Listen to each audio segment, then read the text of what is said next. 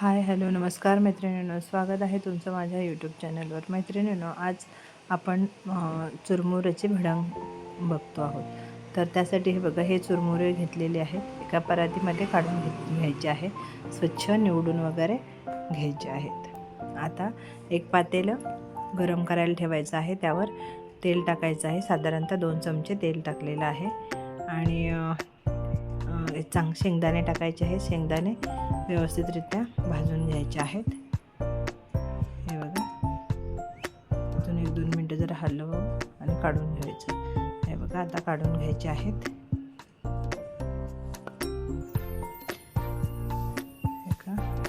हे सगळं काढून घ्यायचे आहेत। आता त्यामध्ये खोबरं टाकू।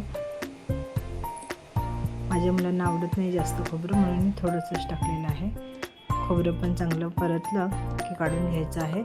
आपण चुरमुरे काढलेत ना, त्याच परातीमध्ये काढून घ्यायचे आहेत। आणि आता फुटाण्याची डाळ टाकलेली आहे, ती पण छान परतून घ्यायची आहे तेलावर, आणि ती पण परतून झाली की काढून घ्यायची आहे। हे बघा, आता छान परतलेली आहे, आपण काढून घेऊया।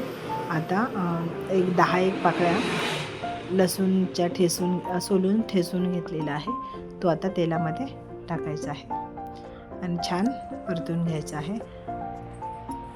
आणि मिरची ही 5-6 मिरच्या आपण बारीक कट करून घेतलेल्या आहेत, त्याही छान परतून घ्यायच्या आहे। जिरं मोहरी टाकायची आहे, ती छान परतून घ्यायची आहे आता।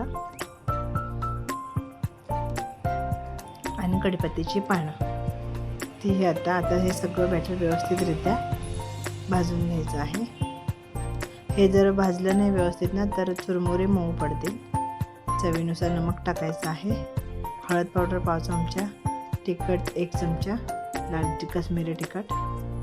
आता छान हा मसाला व्यवस्थित परतून घ्यायचा आहे। हे बघा, अशा पद्धतीने चांगला परतून घ्यायचा आहे। आणि आपण जे चुरमुरे एका परातीत काढलेत ना, ते ह्याच्यामध्ये ओतून घेऊ। हे बघा, अशा पद्धतीने हे सगळं ओतून घ्यायचं आहे आणि मिक्स करायचं आहे, व्यवस्थित घालून मिक्स करून घ्यायचं आहे। मैत्रिणींनो, जर माझे व्हिडिओ आवडत असतील तर लाईक करा, शेअर करा, चॅनलवर नवीन असाल तर चॅनलला सबस्क्राईब नक्की करा। हे बघा, आता झालेले आहे, किती छान झालेले आहेत। आपण त्याचा चाट करूया।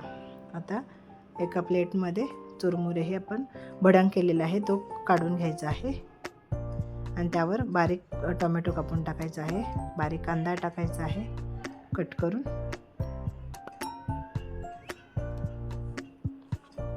कोथिंबीर भरभरायची आहे,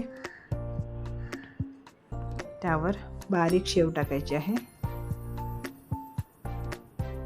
हे बघा, अशा पद्धतीने टाकून घ्यायची आहे आणि व्यवस्थितरित्या लिंबू पिळून टाकायचं आहे। सगळीकडे असे पूर्ण गोल गोल फिरवायचं आहे, सगळीकडे लागायला हवं।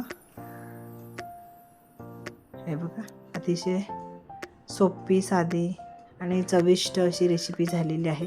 मैत्रिणींनो, वेळात वेळ काढून माझा व्हिडिओ पाहिल्याबद्दल मनापासून धन्यवाद। चला तर मग उद्या भेटू दुपारी ठीक 3 वाजता। तोवर बाय।